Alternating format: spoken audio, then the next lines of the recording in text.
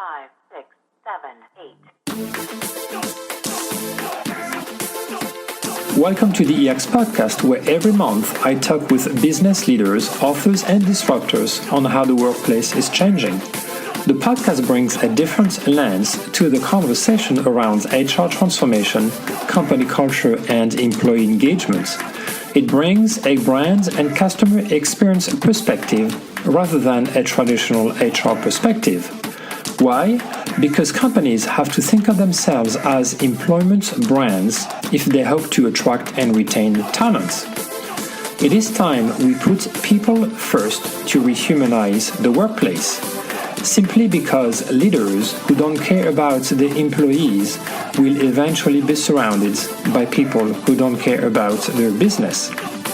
Today's guest is Angela Howard, Director of Talent Management and Culture for Kaiser Permanente's Washington region. Today with Angela, we talk about how to build a deeper emotional connection between the customer and the employee, how to build the right capability for employees to internalize and personalize what great service looks like through daily connections, how to get past training and pull down the barriers of cultural change, which metrics she has put in place to measure the success of those initiatives. Support for this podcast is brought to you by Culture Amp. Eliminate the guesswork of company culture with Culture Amp, the world's largest independent employee feedback platform. Culture Amp goes beyond aggregating survey results to deliver rich insights and data-driven action plans on an easy-to-use interface.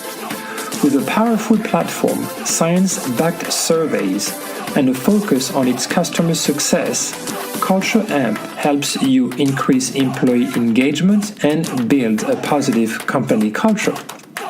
Start developing a deep understanding of your employees' experience today by visiting cultureamp.com/ex. I hope you enjoy this conversation with Angela.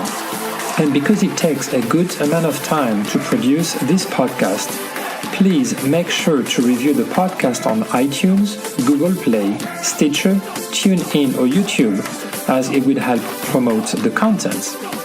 If you want me to speak at your next event, get some advice on your EX initiatives, or send me feedback and suggestions for future podcast topics or guests, you can reach me at svincent@exsummit.com or on Twitter at @ex_summit. All right, let's get to it.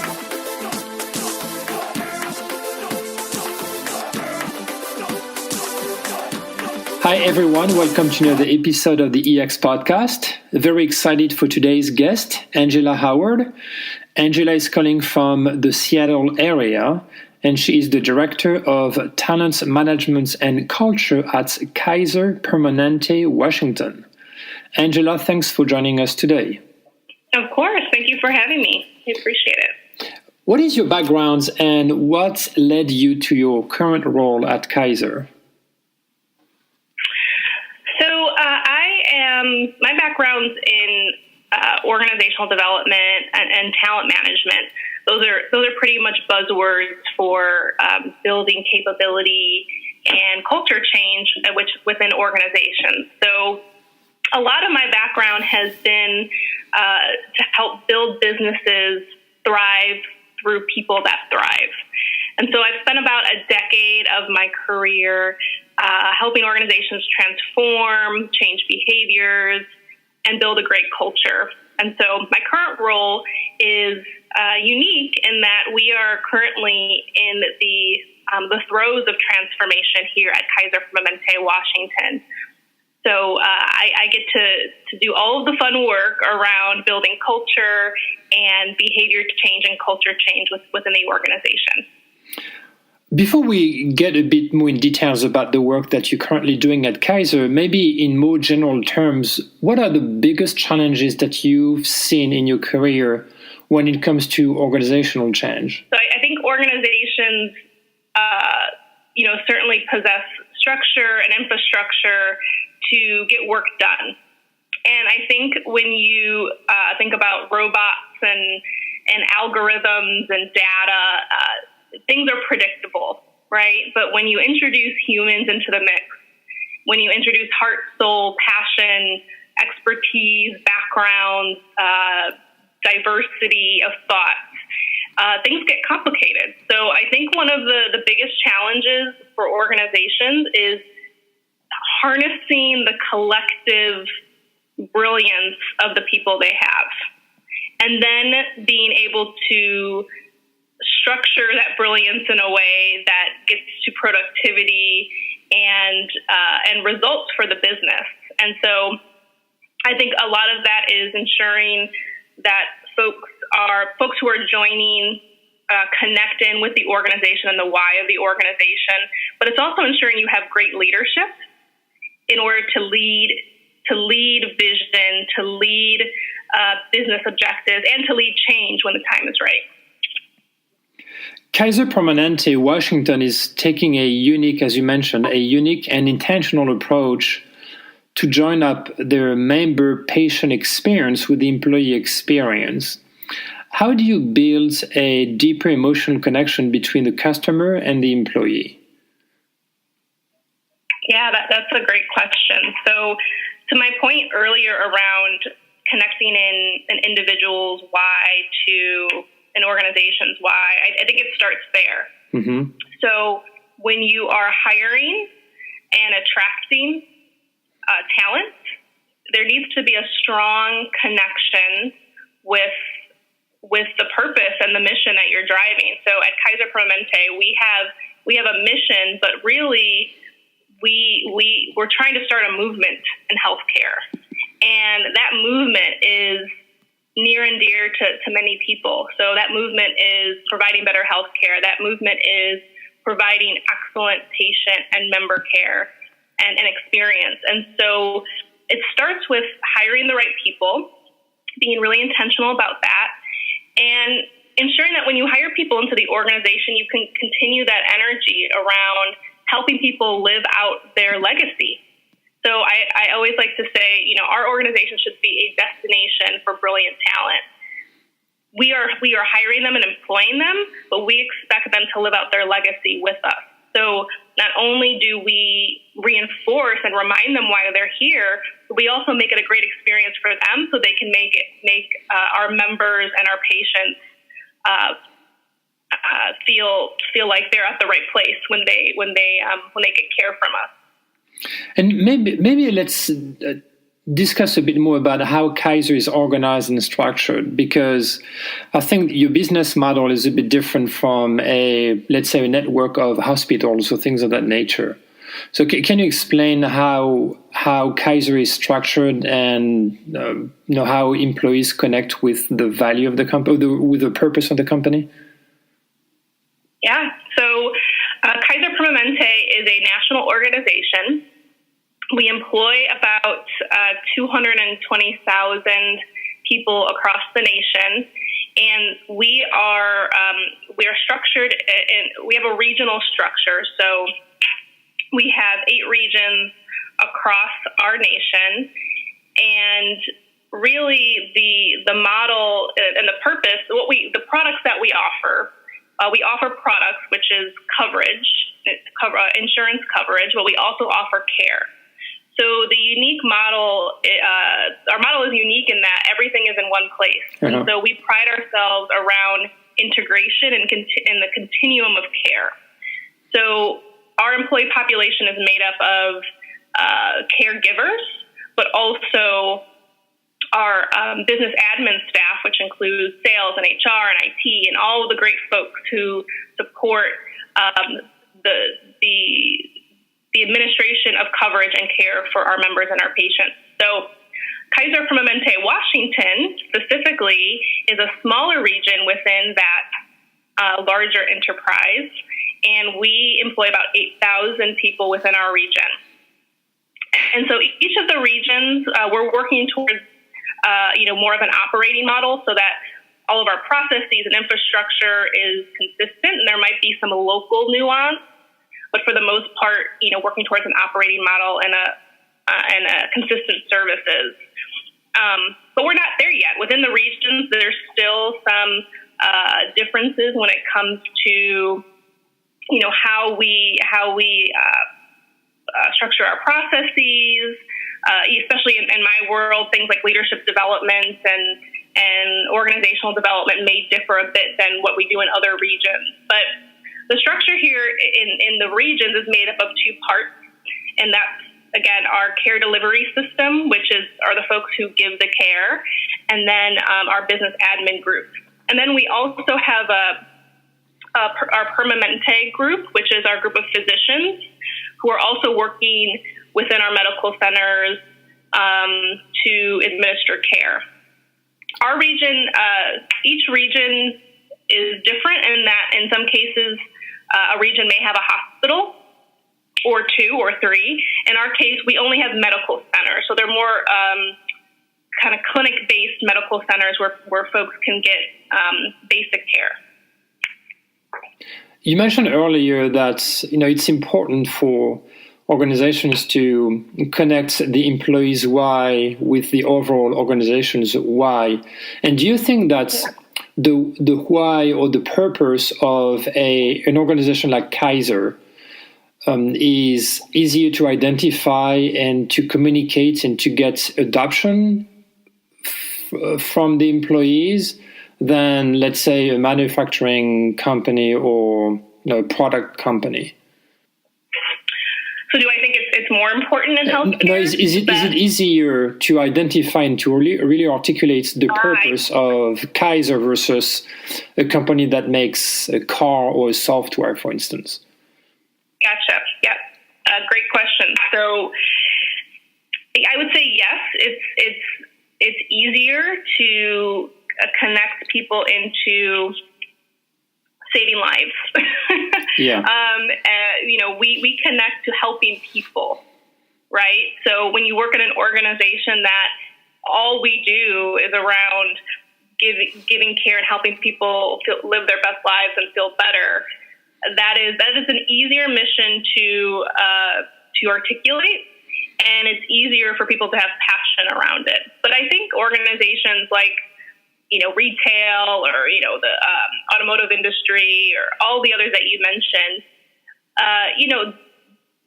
the importance of corporate responsibility and what that organization does for their community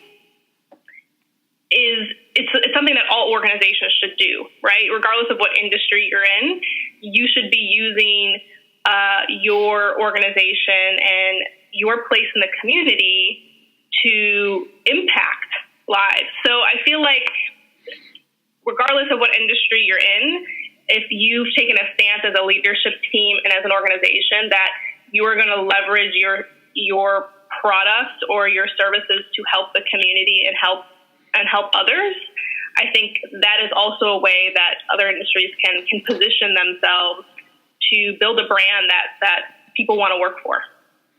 I agree. How do you build the right capability for employees to internalize and to personalize what a great service looks like through daily connections? So the first thing we had to do is we had to define what service experience actually meant. So that was our first step, because I think everybody has an idea of what service or what a good experience means. What's the construct around that? How do we operationalize that? So we spent years actually speaking to our members, our patients, healthcare consumers, and they told us what that looked like. And so the first step was to ask the people who are receiving the service. And we narrowed it down to, we operationalized this into something called our 9 experience standards. And those are behaviors, simple behaviors that tell us what great service looks like. And so what we also did is not only did we establish those behaviors and that this idea of service experience for our members and our patients, but we also said this actually is something that we need to demonstrate to each other. So we provide service to our members and patients, but we also provide an experience for each other, because we need to be able to set expectations that we respect each other, we personalize interactions, we work for the member and the patient at the end of it all. So that was our first step, is we had to define and operationalize what service and great experience actually meant.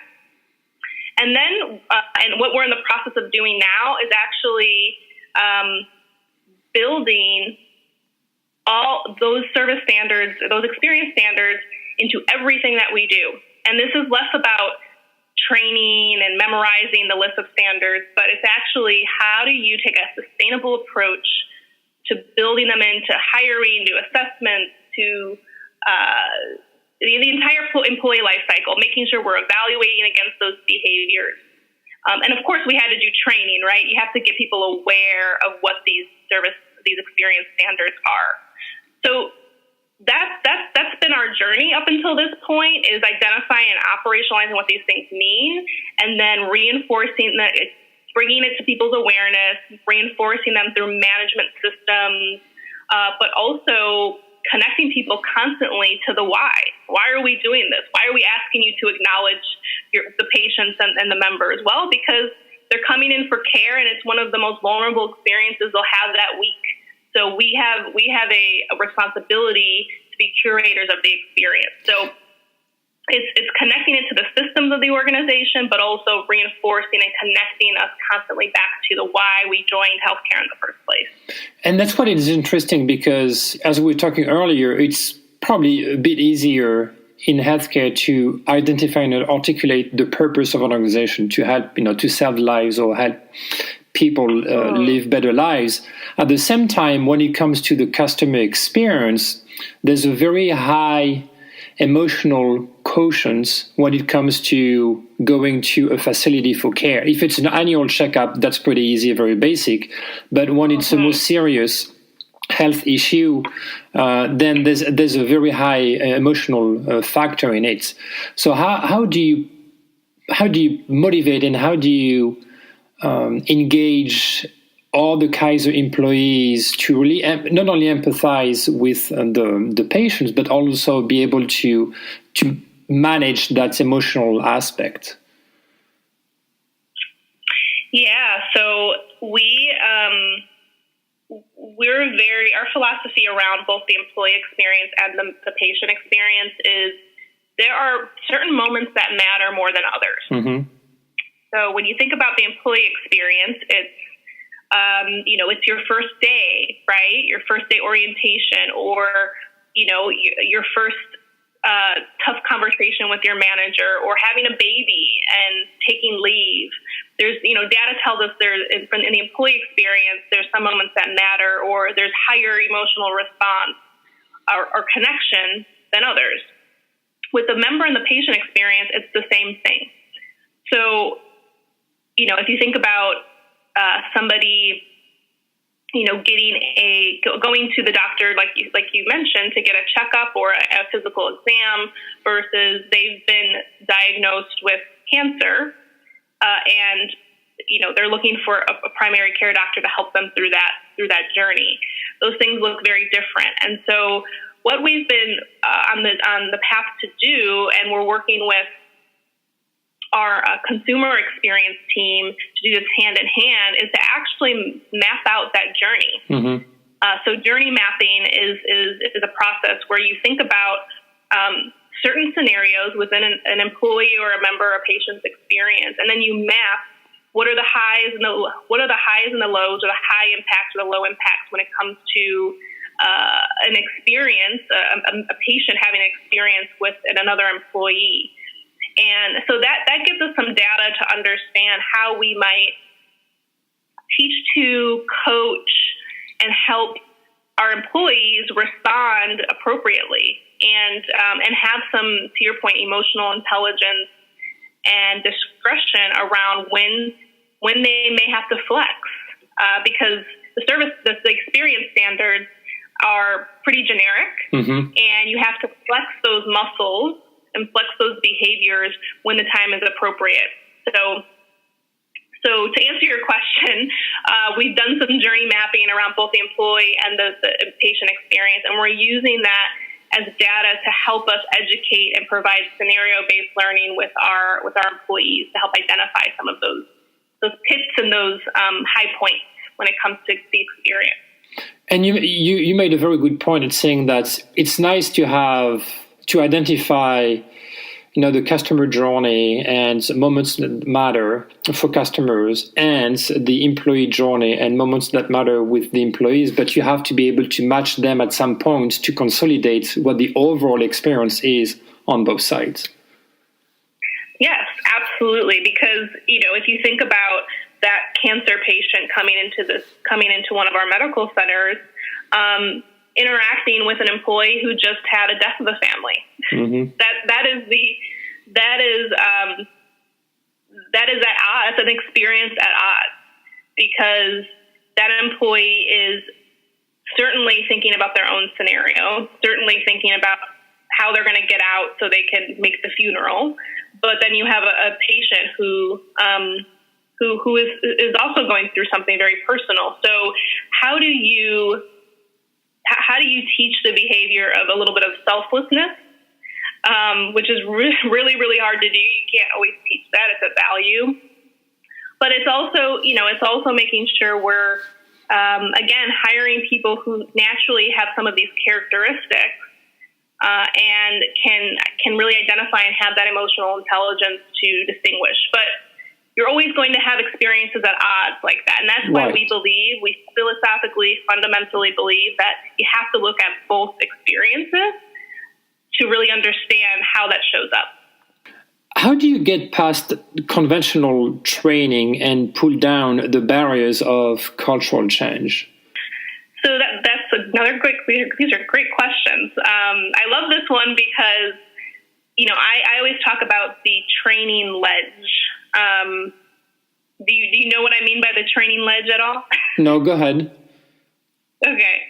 And I think I might have made up the word. I'm not sure, but I use it all the time. I may have heard it somewhere else. But the training ledge is our tendency to want to succumb to the temptation that everything's about training, right? So we it's kind of looking over that ledge and saying, all right, we need to do training for it because we need to change behavior. We need to do training for it because we need to teach folks about the 9 experience standards. And so training is certainly a fantastic lever for culture change, but it's just that it's the opportunity to transfer knowledge. But I think oftentimes people use training as, well, I explained it to you, so why didn't you get it? Why aren't you changing your behavior? Mm-hmm. So we need to think about culture change differently. We really need to think about, first of all, what are we trying to change? I think a lot of times people say, oh yeah, let's do culture, right? Culture is great. We need to change the culture, but we never have the conversation or vision out. Where are we looking to go? Oh yes. So that's the first step. You need to get leadership really aligned on what it is you're looking to accomplish and put a stake in the ground around that commitment. And then you leverage the systems and the HR processes and the policies and everything that drives behavior or somebody to do something within the organization. You start to bake it into those things. So if it's, the 9 experience standards for us is a key behavioral shift we're trying to make. We need to make sure not only are we training to it, but we're also building into our hiring guides, our assessments, our evaluations, our development plans, our coaching, the way we coach and we round with our employees on a day-to-day basis. And so really important to identify what the cultural elements are and really important to bake those things into your system. What metrics have you put in place to measure the success of the initiatives that you have started implementing? Because it's always a major challenge for organizations to not only to implement some initiatives around employee experience or culture change. Those are pretty, I would say, easy to put in place, but where they struggle most of the time is how to measure the impact on the business and how to measure the success of those initiatives. Not in terms of, we've got a 85% engagement on our last employee survey. That's not it's maybe one measurement, but it doesn't impact the business itself. Exactly. Yeah. You have to certainly have the smiley sheet, so when people experience something from a training and learning perspective, you want to know that they liked it resonated with them, they've gone back and they've applied some of the behavior. But really so two pieces to this. One is, my team, we have our HR metrics, right? Things like we would expect to see things like turnover, engagement, survey data when it comes to the first 90-day experience or the first year experience to increase. But we also leverage the metrics of the business. So when it comes to member experience, I've been working with our care delivery teams and our member experience teams to say, what are your metrics? And I become accountable. My team becomes accountable for those, because everything we're doing should be impacting that. Now it ends up being a slower burn, because you have to get the whole employee workforce on board and in rhythm in order to see those metrics change. But we also have been working to identify some incubators where we can actually test our plans for this culture change. So I'll give you an example. We are launching 5 new clinics here in the Seattle-land area. And so our recent new clinic just opened in December, our Gig Harbor clinic. And we used that clinic as an incubator for our culture work. Interesting. So we did some heavy team assimilation work. We embedded the 9 experience standards through the training program that we've developed, but also we've been working with leadership and management to think about culture and people in those clinics differently. And we're seeing some pretty exceptional results. I mean, it's only been a few months, but we're seeing this clinic perform in the 96th percentile when it comes to member experience scores across KP, across all of our KP sites, and at the 99th percentile within this state. So time will tell. We got to give it some time to make sure it sticks. But it's things like that. We're taking advantage of these little incubators where we can test and retest and iterate to scale for our region. What would be your maybe 1 or 2 tips to share for anybody who's looking at implementing some organizational change? So you mentioned earlier that it has to start with the leaders. Leaders have to set the vision for the change and for what the company needs to implement. But maybe for those who are not necessarily in like leadership position, even some CHRO listening to us, maybe in a leadership role per se, but usually HR is not part of the strategy of the company in many organizations, right?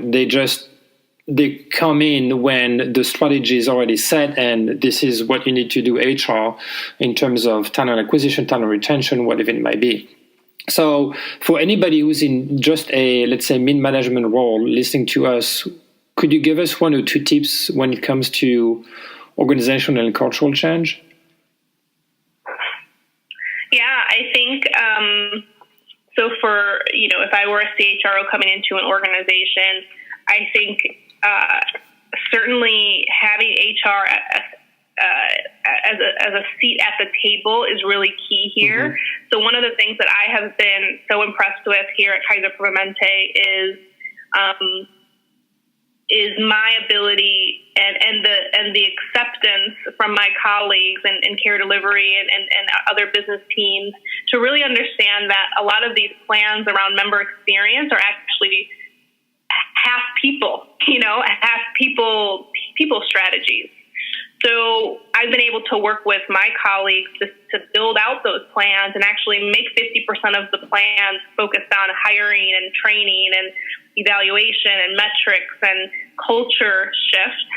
And so, coming into an organization immediately and connecting and building relationships with the business and helping people understand the value that you can have from a people and a behavior change perspective, I think is my first piece of advice.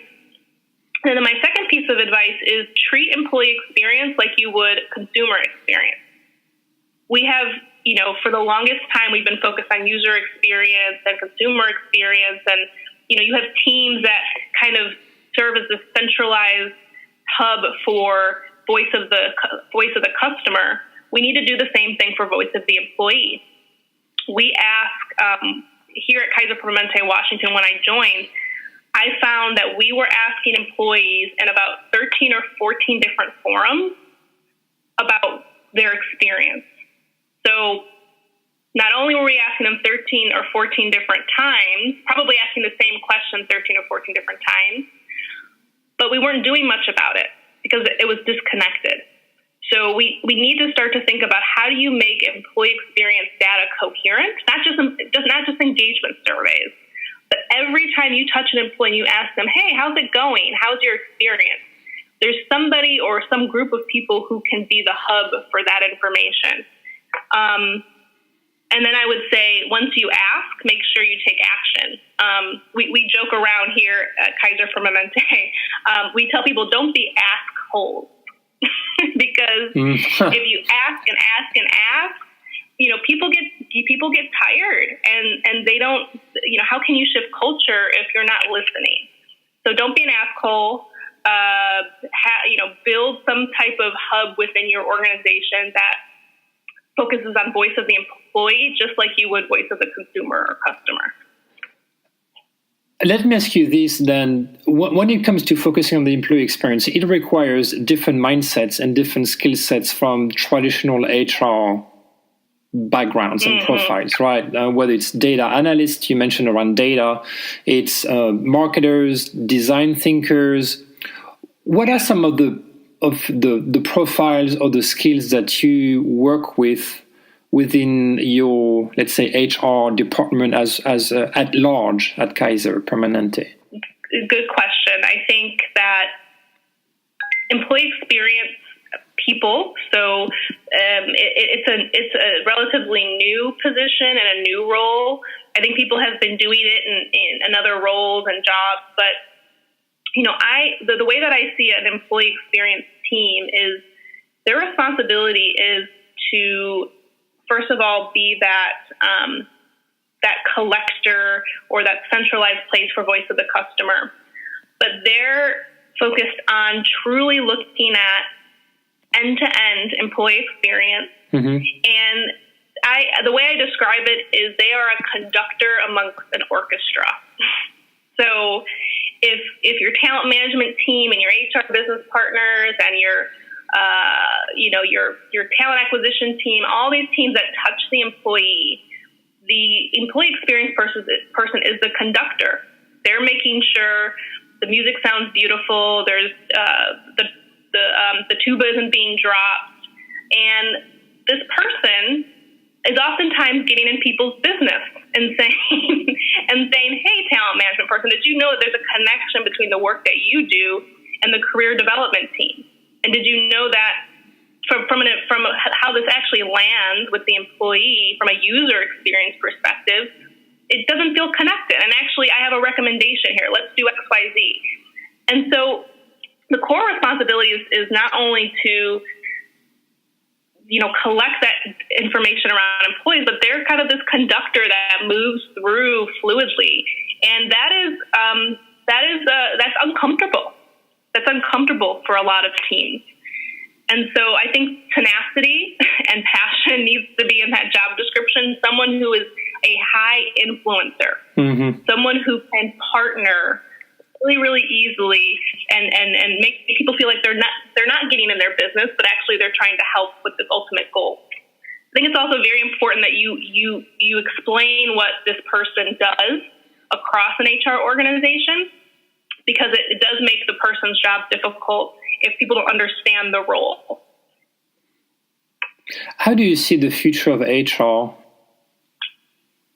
Yeah, I think that the future of HR is I always have a dream that HR continues to be more of a business function. It was a business function first, or their HR people are business people first that happen to understand human behavior. So I would expect we're going to be moving towards more of that essence. Yes. In that HR isn't this separate function that processes paperwork, and I think we're getting there. But I feel like the future of HR has to be that they're connected with the business, they understand the business, how we make money, how we function, and there's a lens to, well, what does that mean from a systems perspective and human behavior perspective? So I think my hope is we will move farther. My hope is also that we will be focused more on employee experience and less about programs. I mean, we still have to run programs and manage them, and there's certainly a key expertise for that in the HR field. But I see us moving more towards end-to-end 360 employee experience from a behavioral perspective, but also a systems perspective.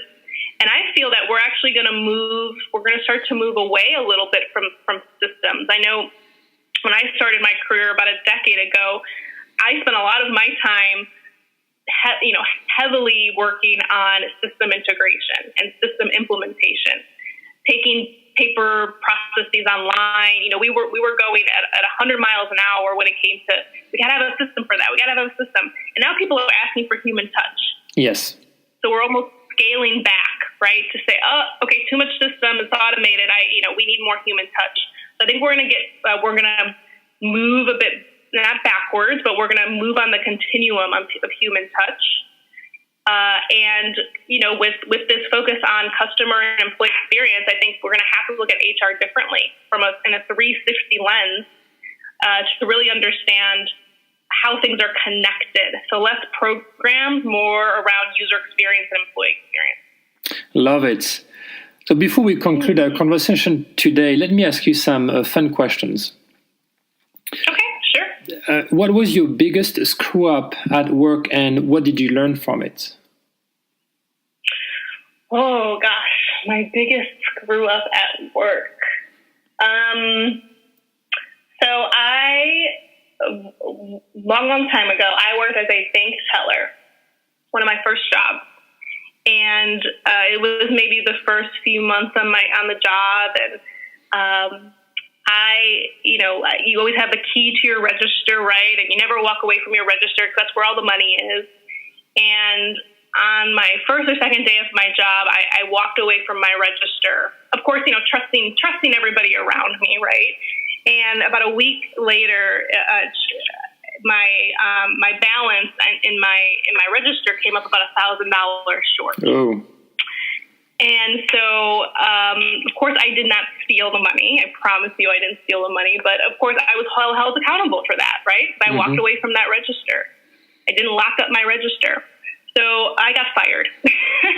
They had to fire me for that amount. And so huge screw up on my end. And it teaches you about accountability and, certainly you build trust in an organization, but accountability was the main theme for me that day. Okay. Tough lesson for sure. Yeah, definitely. What profession other than your own would you like to attempt? So interestingly enough, I've always loved the world of consumer experience and marketing. So I think it actually influences my current work quite a lot. Mm-hmm. But if I was not in this work, I would probably focus on the consumer experience. I think it's fascinating. Nice. I like the answer. If you were to invite a historical figure to dinner, who would you choose and why? I would choose Frida Kahlo. I think Frida is a fascinating woman, amazing artist, mm-hmm. and she has so many interesting things about her. I would just love to pick her brain her efforts around feminism and questioning gender norms, but also her passion around her work and all of the trials and tribulations she experienced growing up with her accidents and how she got through that and continued with her passion of painting. I just, on so many fronts, I would love to just talk to her and pick her brain, and I bet her and I would have like a shot of tequila, along the way. So I would love to meet her if I had the chance to. That's an awesome answer, actually. It's the first time I've had it on the show, and I love it. Oh, nice! Yeah. What sound? She fascinates me. What sound or noise do you love? I love the sound of water. It's the most calming. The sound of water or rain, any water hitting a surface of any kind. Okay. What sound or noise do you hate?